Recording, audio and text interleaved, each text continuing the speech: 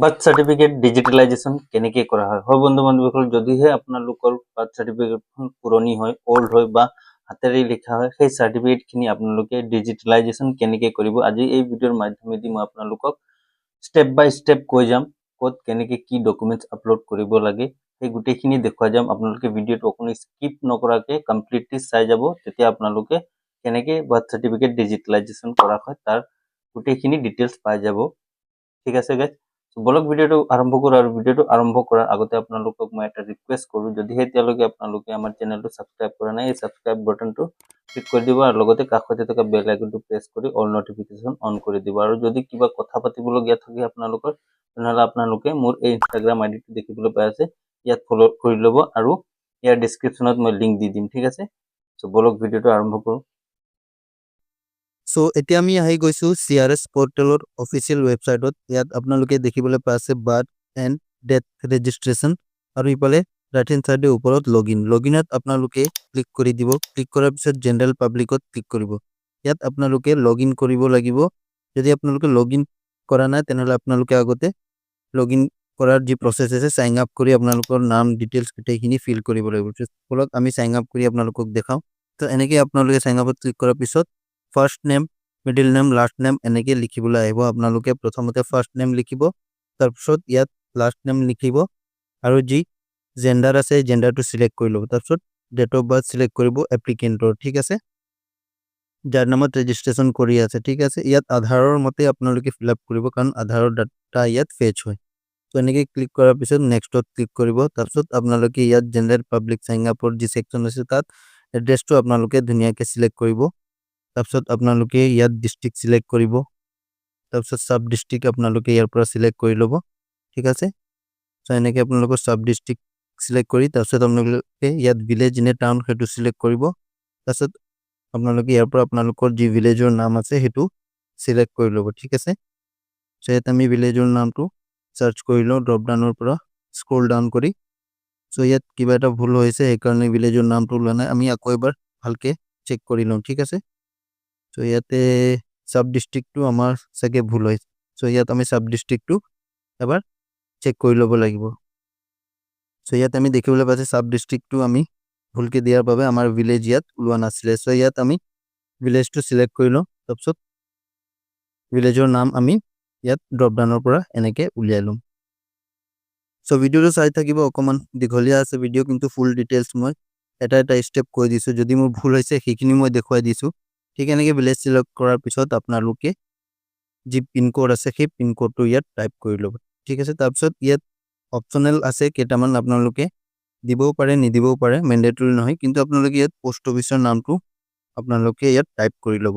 Type কৰাৰ পিছত আপোনালোকে নেক্সটত ক্লিক কৰিব। নেক্সটত ক্লিক কৰাৰ পিছত ইয়াত আধাৰ নাম্বাৰ টাইপ কৰিব।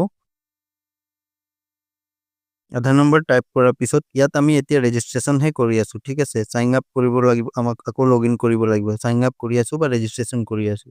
চ' ইয়াত আধাৰ নম্বৰ টাইপ কৰাৰ পিছত অকণমান সময় ইয়াত ফেচ কৰিব আপোনাৰ আধাৰ। ঠিক আছে, যদি আপোনালোকে ইয়াত আধাৰ নম্বৰ বা নামৰ স্পেলিং ভুলকৈ দিয়ে, যদি মেচ নহয়, তেতিয়াহ'লে আপোনালোকৰ ইয়াত আগলৈ আপুনি যাব নোৱাৰে। নেক্সট অপশ্যন আপোনালোকৰ বাবে ইনেবল নহয়। ঠিক আছে, চ' দেখিবলৈ পাইছে কিবা প্ৰব্লেম হৈছে। আমি আকৌ এবাৰ আধাৰ নম্বৰটো ভালকৈ টাইপ কৰিলোঁ। চ' এতিয়া আধাৰ ডিটেইলছ ফেচ হৈ গৈছে। আৰু ইয়াত নেশ্যনেলিটি আপোনালোকে ইণ্ডিয়ান চিলেক্ট কৰি যি চেক বক্স আছে সেইটো ক্লিক কৰি নেক্সটত ক্লিক কৰিব। নেক্সটত ক্লিক কৰাৰ পিছত ইয়াত আপোনালোকে আধাৰত থকা মোবাইল নাম্বাৰটো টাইপ কৰি ল'ব। আধাৰত নথকা মোবাইল নাম্বাৰো আপোনালোকে দিব পাৰে ইয়াত। চ' ইয়াত যিহেতুকে আধাৰ নাম্বাৰটো এক্টিভেট হৈ আছে, গতিকে নাম্বাৰটো দি চেণ্ড OTP-ত ক্লিক কৰিব। আৰু সেই নাম্বাৰত OTP যেতিয়া আহিব, OTP-টো ইয়াত আপোনালোকে টাইপ কৰি ল'ব। ঠিক আছে, চ' OTP আহিবলৈ কেতিয়াবা অকণমান সময় লাগে। আপোনালোকে যি 3 মিনিটৰ সময় দিয়া থাকে সেইটো পাৰ হোৱাৰ পিছত আপোনালোকে ৰিচেণ্ট OTP কৰিব পাৰে। ৰিচেণ্ট OTP কৰাৰ পিছত আপোনালোকে ইয়াত আকৌ এবাৰ OTP আহিব, কেতিয়াবা সময় লাগে। চ' দেখিবলৈ পাইছে মোৰ অকণমান সময় লাগিছিলে, গতিকে সেই OTP-টো প্ৰাপ্ত হোৱা নাছিলে মোবাইলত। গতিকে এতিয়া OTP-টো আহিছে আৰু আমি OTP-টো ইয়াত প্ৰদান কৰি ভেৰিফাই কৰিম। ঠিক আছে, চ' ভেৰিফাইত আপোনালোকে ক্লিক কৰিব। ভেৰিফাইত ক্লিক কৰাৰ পিছত আপোনালোকৰ যি ছাকচেছফুলি হৈ যাব, আপোনালোকে নেক্সটত ক্লিক কৰিব। আৰু ইয়াত ইমেইল এড্ৰেছটো মেণ্ডেটৰী হয়, কাৰণ আপোনালোকৰ ইমেইল এড্ৰেছতে আপোনাৰ যি ডিজিটেলাইজেশ্যনৰ বাৰ্থ চাৰ্টিফিকেট এপ্ৰুভ হোৱাৰ পিছত ইমেইলতে আপোনালোকৰ সেইটো আহিব। চ' আপোনালোকে ইমেইলত আপোনালোকে ভালকৈ ইয়াত ইমেইল আইডিটো প্ৰদান কৰিব যাতে আপোনালোকৰ যি ডিজিটেলাইজেশ্যন বাৰ্থ চাৰ্টিফিকেট আছে সেইখন ইমেইলত PDF আহি যাব। তেনেকৈ আপোনালোকে চেণ্ড OTP কৰাৰ পিছত ইয়াত দেখিবলৈ পাইছে এইখন ইমেইল অলৰেডি ইউজড হৈ আছে। তো ইয়াত আমি বেলেগ এখন ইমেইল টাইপ কৰি লওঁ। তো ইমেইলতো এটা OTP যাব, যেনেকৈ মোবাইলত আহে OTP ঠিক তেনেকৈ ইমেইলতো এটা OTP যাব। সেই OTPটো আপোনালোকে ইয়াত প্ৰদান কৰিব লাগিব। চ' চেণ্ড OTP ক্লিক কৰাৰ লগে লগে সেই ইমেইলত এটা OTP গৈছে, আমি ইমেইলত খুলি লওঁ। ইমেইলত খোলাৰ পিছত সেই OTPটো আমি ইয়াত টাইপ কৰিম। চ' অকণমান সময় লাগিব পাৰে, আপোনালোকে গাইজ ভিডিঅ'টো সম্পূৰ্ণকৈ চাব, তেতিয়া কোনো ধৰণৰ কনফিউজন নাথাকে। এনেকৈ আপোনালোকে OTP টাইপ কৰাৰ পিছত ভেৰিফাইত ক্লিক কৰিব। ভেৰিফাইত ক্লিক কৰাৰ পিছত দেখিবলৈ পাই আছে ভেৰিফাই ছাকচেছফুল হ'ল আৰু ৰেজিষ্টাৰত ক্লিক কৰিব। ৰেজিষ্টাৰত ক্লিক কৰাৰ পিছত আকৌ আপোনাক ইয়াত লগ ইন কৰিবলৈ অপশ্যন আহিব, যেনেকৈ আমি প্ৰথমতে দেখিবলৈ পাইছিলোঁ। চ' আমাৰ ৰেজিষ্ট্ৰেশ্যন হৈ গৈছে, এতিয়া আমি লগ ইন কৰিম। ইয়াত যি মোবাইল নম্বৰ বা ইমেইল ID আছে সেইটো দি পেলাই আমি কেপচা ফিল কৰি লগ ইন কৰিলে আমি CRS পৰ্টেলত লগ ইন হৈ যাম। তো এনেকৈ আপোনালোকে সেই মোবাইল নম্বৰটো ইয়াত টাইপ কৰিব আৰু যি কেপচা আছে কেপচাটো ফিল কৰি লগ ইনত ক্লিক কৰিব। লগ ইনত ক্লিক কৰাৰ লগে লগে দেখিবলৈ পাই আছে আকৌ এবাৰ OTP গৈছে সেইখন মোবাইল নম্বৰলৈ। যিখন মোবাইল নম্বৰেদি আমি প্ৰথমতে চাইন আপ কৰিছিলোঁ বা ৰেজিষ্ট্ৰেশ্যন বুলিও ক'ব পাৰি। চ' তাত আকৌ এটা OTP যাব, সেই OTPটো আমি ইয়াত টাইপ কৰি ল'ম। চ' এনেকৈ আপোনালোকে টাইপ কৰাৰ পিছত লগ ইনত ক্লিক কৰিব।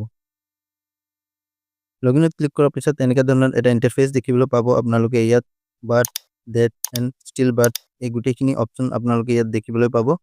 চ' ওপৰত আপোনালোকে আৰু অপশ্যন দেখিবলৈ পাই আছে, সৰু সৰুকৈ লিখা আছে। ইয়াত বাৰ্থ, ডেট, ষ্টিল বাৰ্থৰ ওপৰত বাৰ্থ বুলি লিখা আছে। ইয়াতে ক্লিক কৰি আপোনালোকে এড অল্ড বাৰ্থ চিলেক্ট কৰিব। ঠিক আছে, ইয়াত এড অল্ড বাৰ্থ ইভেণ্টত চিলেক্ট কৰিব। চিলেক্ট কৰাৰ পিছত ইয়াত গোটেইখিনি ডিটেইলছ আপোনালোকে ফিল কৰিব লাগিব। ঠিক আছে, আকৌ এবাৰ আমি চিলেক্ট কৰি লওঁ। চ' এনেকৈ গোটেইখিনি ডিটেইলছ ইয়াত ফিল কৰিব লাগিব।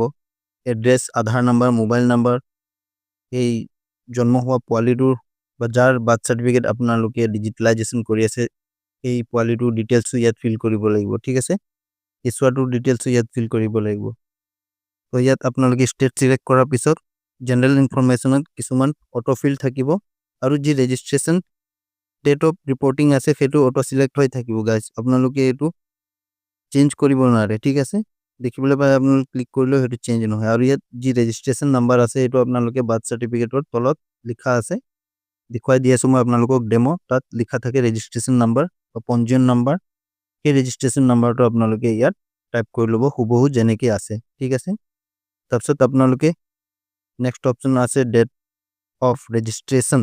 চ' ডেট অফ ৰেজিষ্ট্ৰেশ্যনটো আপোনালোকে যিদিনাখন এপ্লাই কৰি আছে ডিজিটেলাইজেশ্যনৰ বাবে সেইটো ডেটেই অকল ইনেবল থাকিব। আপোনালোকে নাভাবিব যে পুৰণি বাৰ্থ চাৰ্টিফিকেটখন যেতিয়া ৰেজিষ্ট্ৰেশ্যন হৈছিলে সেইটো ডেট মই ইয়াত বহুৱাম, নহ'ব, কাৰণ আপুনি ডিজিটেলাইজেশ্যনৰ বাবে সেইদিনাখনেই এপ্লাই কৰি আছে। তাৰপিছত আপোনালোকে ইয়াত চাইল্ড ইনফৰমেশ্যনত আপোনালোকে চাইল্ডৰ ইনফৰমেশ্যন দিব লাগিব। ঠিক আছে, চ' তলত আপোনালোকে দেখিবলৈ পাই আছে চাইল্ড ইনফৰমেশ্যন। তো ইয়াত চাইল্ড ইনফৰমেশ্যনত জন্ম তাৰিখত যিভাৱে চাইল্ডৰ নাম লিখা আছে সেইভাৱে আপোনালোকে ইয়াত টাইপ কৰি ল'ব। প্ৰথমতে আপোনালোকক child date of birth select কৰিব লাগিব। ঠিক আছে, চ' ডেট অফ বাৰ্থ আপোনালোকে অল্ড বাৰ্থ চাৰ্টিফিকেটত চাই ল'ব কিমান আছে, সেইমতে ডেট অফ বাৰ্থটো ইয়াত চিলেক্ট কৰি ল'ব। চিলেক্ট কৰাৰ পিছত আপোনালোকক আকৌ এবাৰ কনফাৰ্মেশ্যনৰ বাবে ক'ব আকৌ এবাৰ আপোনালোকে বাৰ্থ ডেটটো যি আছে সেইটো চিলেক্ট কৰি ল'ব লাগিব হুবহু আগত আমি যেনেকৈ চিলেক্ট কৰিছোঁ। ঠিক তেনেকৈ দুটা মেটচ হ'ব লাগিব, মেটচ নহ'লে ইয়াত এৰৰ আহি যাব। ঠিক আছে, চ' এনেকৈ দুটা মেটচ হৈ গ'লে আপোনালোকে নেক্সট ষ্টেপত যাব পাৰিব। চ' ইয়াত টাইম অফ বাৰ্থ আপোনালোকে দিব নালাগে, অপশ্যনেল হয়। তাৰপিছত যি জেণ্ডাৰ আছে সেইটো চিলেক্ট কৰি ল'ব, পুৰুষ নে মহিলা। মহিলা হ'লে মহিলা দিব, পুৰুষ হ'লে পুৰুষ দিব। চ' পুৰুষ চিলেক্ট কৰি লৈছোঁ মই। তাৰপিছত ইয়াত যদিহে এই শিশুটিৰ আধাৰ কাৰ্ড আছে বা যাৰ বাৰ্থ চাৰ্টিফিকেট ডিজিটেলাইজেশ্যন কৰি আছে তাৰ যদি আধাৰ কাৰ্ড আছে ইয়াত আধাৰ নম্বৰ দি দিব, আৰু যদি নাথাকে তো দিব নালাগে। এনেকৈ আপোনালোকে আধাৰ কাৰ্ডৰ নাম্বাৰ ইয়াত টাইপ কৰি ল'ব। তাৰপিছত শিশুৰ যি নাম আছে ইয়াত ফাৰ্ষ্ট নেমটো আপোনালোকে লিখি ল'ব। ঠিক আছে, ভিডিঅ'টো অকণমান দীঘলীয়া হৈ আছে মই জানো, কাৰণ ভিডিঅ'টো এপ্লাই কৰোঁতে বহুত সময় লাগে। বনাওঁতেও সময় লাগে, ভিডিঅ' এপ্লাই কৰোঁতেও সময় লাগে। চ' এনেকৈ আপোনালোকে ফাৰ্ষ্ট নেম দিয়াৰ পিছত লাষ্ট নেম ফিল কৰি ল'ব। যদি মিডল নেম কিবা থাকে মিডল নেম দিব পাৰে, আৰু যদি নাই তো দিব নালাগে। চ' এনেকৈ আপোনালোকে টাইপ কৰাৰ লগে লগে তলত ৰিজনেল লেংগুৱেজত অট'মেটিকলি ফেচ হৈ আহি যায়। আপোনালোকে যদি কিবা কাৰেকশ্যন কৰিব থাকে আছামিছত, কিবা যদি ভুল হৈ থাকে, আপোনালোকে ভাৰ্চুৱেল কিবৰ্ড ইউজ কৰি, দেখিবলৈ পাইছে কাষতে ভাৰ্চুৱেল কিবৰ্ডৰ অপশ্যন আছে, ইয়াতে ক্লিক কৰি কিবা ভুল হৈ থাকিলে আপোনালোকে শুধৰণি কৰিব পাৰে এনেকৈ, ঠিক আছে। চ' ইয়াত অকণমান ভুল হৈ আছিলে, সেইটো মই শুধৰণি কৰিলোঁ, ঠিক আছে। এনেকৈ আপোনালোকে শুধৰণি কৰিব পাৰিব, একো প্ৰব্লেম নাই। তেনেকৈ ক্লিক কৰাৰ পিছত এতিয়া আপোনালোকে কনফাৰ্ম চাইল্ড নেম, আকৌ এবাৰ আপোনালোকক নাম ইয়াত কনফাৰ্মেশ্যনৰ বাবে বিচাৰিব। চ' আপোনালোকে হুবহু যেনেকৈ আছে নাম, প্ৰথমতে আমি যেনেকৈ ফিল কৰিছোঁ ঠিক তেনেকৈ নাম ইয়াত হুবহু ফিল কৰি ল'ব, ফাৰ্ষ্ট নেম আৰু লাষ্ট নেম, ঠিক আছে। চ' এনেকৈ আপোনালোকে ফিল কৰি ল'ব। ফিল কৰাৰ পিছত আপোনালোকে তলত দেখিবলৈ পাই আছে ফাদাৰ ইনফৰমেশ্যন। চ' ফাদাৰ ইনফৰমেশ্যনত এতিয়া আপোনালোকে ফাদাৰ এণ্ড মাদাৰৰ ইনফৰমেশ্যন গোটেইখিনি ফিল আপ কৰি ল'ব লাগিব। প্ৰথমতে ফাদাৰ ইনফৰমেশ্যন আপোনালোকে এনেকৈ ফিল কৰিব, ফাৰ্ষ্ট নেম দিব, তাৰপিছত লাষ্ট নেম দিব। যদি মিডল নেম কিবা থাকে ফাদাৰৰ, সেইটো আপোনালোকে দিব পাৰে। এনেকৈ আপোনালোকে দিয়াৰ লগে লগে তলত দেখিবলৈ পাই আছে ৰিজনেল লেংগুৱেজত আকৌ ফাদাৰৰ নেমটো লিখা অট'মেটিকলি ফেচ হৈ আহিছে। তাৰপিছত আপোনালোকে ইয়াত মোবাইল নম্বৰ দিব, ইমেইল ID যদি আছে দিব পাৰে, নহ'লে আপোনালোকে আধাৰ নাম্বাৰ দিব ইয়াত, ঠিক আছে। ষ্টেপ বাই ষ্টেপ মই দেখুৱাই দি আছোঁ। প্ৰথমতে চাইল্ডৰ ডিটেইলছ, তাৰপিছত ফাদাৰৰ ডিটেইলছ, তাৰপিছত মাদাৰৰ ডিটেইলছ, এনেকৈ আপোনালোকে ফিল কৰি ল'ব। এনেকৈ আপোনালোকে এতিয়া মোবাইল নম্বৰ ফিল কৰি ল'ব ইয়াত। মোবাইল নম্বৰ অলৰেডি ফিল কৰিলোঁ। আধাৰ নাম্বাৰ আপোনালোকে ইয়াত টাইপ কৰি ল'ব। তাৰপিছত আপোনালোকে মাদাৰৰ ডিটেইলছ ইয়াত ফিল কৰিব, মাৰ ফাৰ্ষ্ট নেম, তাৰপিছত লাষ্ট নেম। মই গোটেইখিনি আপোনালোকক দেখুৱাই আছোঁ, আৰু ইউটিউবৰ পলিচিৰ কাৰণে ইয়াত অকণমান মই বস্তুখিনি হাইড কৰিবলগীয়া হৈ আছে, নহ'লে এই ভিডিঅ'টো ডিলিট কৰি দিয়া হয়। আপোনালোকে গম পাম, মোৰ এনেকৈ বহুত ভিডিঅ' ডিলিট কৰি দিছে ইউটিউবে। তো এনেকৈ আপোনালোকে টাইপ কৰি ল'ব, একো নাই গাইজ, যেনেকৈ এপ্লাই কৰা হয় নাম এড্ৰেছ ঠিক সেইখিনিয়ে ইয়াত ফিল কৰিব লাগে। কিবা ভুল থাকিলে আপোনালোকে ভাৰ্চুৱেল কিবৰ্ড ইউজ কৰিব আছামিছত লিখিবৰ বাবে। চ' মোবাইল নম্বৰ আপোনালোকে ইয়াত ছেম দিব পাৰে, একেখন মোবাইল নম্বৰে আপোনালোকে ইয়াত ইউজ কৰিব পাৰে ফাদাৰ মাদাৰৰ ক্ষেত্ৰত। আৰু ইয়াত মাদাৰৰ আধাৰ কাৰ্ড নাম্বাৰ টাইপ কৰি ল'ব। তাৰপিছত ইম্পৰ্টেণ্ট ছেকশ্যন এটা আহি আছে, আপোনালোকে তলত মই আপোনালোকক দেখুৱাই দিম। এড্ৰেছৰ ক্ষেত্ৰত অকণমান আপোনালোকক কনফিউজন হ'ব পাৰে, ইয়াত কিছুমান বস্তু লিখা থাকে, ঠিক আছে। ইয়াত দেখিবলৈ পাইছে দুটা এড্ৰেছ আপোনালোকৰ ছেম হ'ব, য'ত নেকি আপোনালোকৰ প্ৰেজেণ্ট আৰু পাৰ্মানেণ্ট এড্ৰেছ সেইটো ছেম হ'ব, ঠিক আছে। চৰি গাইজ। চ' ইয়াত আপোনালোকে ষ্টেট, ডিষ্ট্ৰিক্ট, চাব ডিষ্ট্ৰিক্ট, ভিলেজ আৰু সেইখিনি পিনক'ড আপোনালোকে চিলেক্ট কৰিব। সন্তানৰ জন্মৰ সময়ত পিতৃ মাতৃৰ ঠিকনা, এইটো হ'ল আপোনালোকৰ পাৰ্মানেণ্ট এড্ৰেছ আৰু প্ৰেজেণ্ট এড্ৰেছ বুলিও ক'ব পাৰি, য'ত আপোনালোকৰ ঘৰ আছে বা সেইজন মানুহে য'ত থাকে সেই এড্ৰেছটো ইয়াত ফিল কৰিব লাগে। ফিল কৰাৰ পিছত আপোনালোকে ভিলেজটো ড্ৰপডাউনৰ পৰা চিলেক্ট কৰি ল'ব। বহুকেইখন ভিলেজৰ নাম ওলাব, আপোনালোকে আপোনালোকৰ ভিলেজ বিচাৰি উলিয়াব লাগিব। তাৰপিছত আপোনালোকে ইয়াত পিনক'ড ফিল কৰি, এইখিনি অপশ্যনেল হয়, আপোনালোকে দিলেও দিব পাৰে। পোষ্ট অফিচটো আপোনালোকে টাইপ কৰি ল'ব। পোষ্ট অফিচটো টাইপ কৰাৰ পিছত ইয়াত অকণমান মিষ্টেক হৈ আছে স্পেলিং, সেইটো আমি শুধৰণি কৰি লওঁ। চ' মই আপোনালোকক ডিটেইলছ দেখুৱাই আছোঁ ক'ত কি হৈ আছে, এপ্লাই কৰাৰ সময়ত কেনেকুৱা ধৰণৰ এৰৰ আহিব পাৰে আপোনালোকৰ, এতিয়া আপোনালোকে সেইখিনি কেনেকৈ টেকল কৰে, কেনেকৈ ফেচ কৰে, সেই গোটেইখিনি দেখুৱাই আছোঁ, কাৰণ ময়ো এখন লাইভ এপ্লাই কৰি আছোঁ। তাৰপিছত আপোনালোকে দেখিবলৈ পাই যদি ওপৰৰ এড্ৰেছ, প্ৰেজেণ্ট এড্ৰেছ আৰু পাৰ্মানেণ্ট এড্ৰেছ একে হয়, তেতিয়াহ'লে আপোনালোকে য়েছ ক্লিক কৰিব, আৰু প্লেচ অফ বাৰ্থটো আপোনালোকে ইয়াত ঘৰ বুলিয়ে দিব পাৰে। তাৰপিছত আপোনালোকে এটা অপশ্যন দেখিবলৈ পাইছে, পিতৃ মাতৃৰ ঠিকনাৰ সৈতে শিশুটিৰ জন্মৰ যি তাৰিখ আছে, তাৰিখ নহয়, ঠিকনা আছে, সেইটো আপোনালোকে ধুনীয়াকৈ ফিল কৰাৰ লগে লগে ইয়াত যি আপোনালোকৰ PHC আছে সেইটো অট'মেটিকলি ফেচ হৈ আহি যায় according to the pin number. তাৰপিছত আপোনালোকে আপলোড ডকুমেণ্টছত ক্লিক কৰিব। আপলোড ডকুমেণ্টছত ক্লিক কৰি তলত দেখিবলৈ পাই আছে অল্ড বাৰ্থ ছাপৰ্টিং ডকুমেণ্ট, ইয়াত আপোনালোকে চিলেক্ট থাকিবলৈ দিব আৰু ব্ৰাউজ এণ্ড আপলোডত ক্লিক কৰিব। ব্ৰাউজ এণ্ড আপলোডত ক্লিক কৰাৰ লগে লগে ইয়াত আপোনালোকৰ যি ফাইল আছে, ফাইলটো আপোনালোকে ইয়াৰ পৰা চিলেক্ট কৰিব লাগিব, মানে অল্ড যি বাৰ্থ চাৰ্টিফিকেট আছে সেইখন আপোনালোকে ইয়াত PDF বনাই ল'ব। আৰু সেইখন আপলোড কৰিব লাগিব আপোনালোকৰ ইয়াত। চ' মই অলৰেডি PDF বনাই ৰাখিছোঁ, সেইখন এতিয়া ইয়াত আমি আপলোড কৰিম। চ' আপলোড ইয়াত অলৰেডি হৈ গৈছে, দেখিবলৈ পাইছে। আপলোড কৰাৰ পিছত ইয়াত আপোনালোকে নেক্সটত ক্লিক কৰিব। নেক্সটত ক্লিক কৰিলে আপোনালোকে দেখিবলৈ পাই আছে ইয়াত হৈ গৈছে আপলোড। মই অকণমান গাইজ কণ্টেক্ট ৱেইট কৰিব। চ' এনেকৈ ধৰণৰ গোটেইখিনি ডিটেইলছ আপোনালোকৰ ইয়াত ওলাই পৰিব। আপোনালোকে গোটেইখিনি ডিটেইলছ চেক কৰি ল'ব, যদি কিবা ভুল ভ্ৰান্তি হ'ব পাৰে। গোটেইখিনি ডিটেইলছ মই ভালকৈ চেক কৰি লৈ আছোঁ। চ' ইয়াত আপোনালোকে চেকবক্স এটা দেখিবলৈ পাই আছে, ইয়াতে ক্লিক কৰি কনফাৰ্মত ক্লিক কৰিব, ঠিক আছে। চ' কনফাৰ্মত ক্লিক কৰাৰ লগে লগে ইয়াত দেখিবলৈ পাই আছে আপোনালোকক এটা অপশ্যন দিছে যে আপলোড ইউৰ স্কেন চিগনেচাৰ। চ' এইটো আপোনালোকে প্ৰথমতে কৰি ল'ব যেতিয়া ৰেজিষ্ট্ৰেশ্যন কৰে। মই এতিয়া লাষ্টত কৰি আছোঁ এইখন, ঠিক আছে। মই পাহৰি গৈছিলোঁ চিগনেচাৰটো আপলোড কৰিবলৈ, এতিয়া আমি আপলোড কৰি ল'ম ইয়াত, ঠিক আছে। মই কেনেকৈ আপলোড কৰে সেইটো আপোনালোকক দেখুৱাই আছোঁ।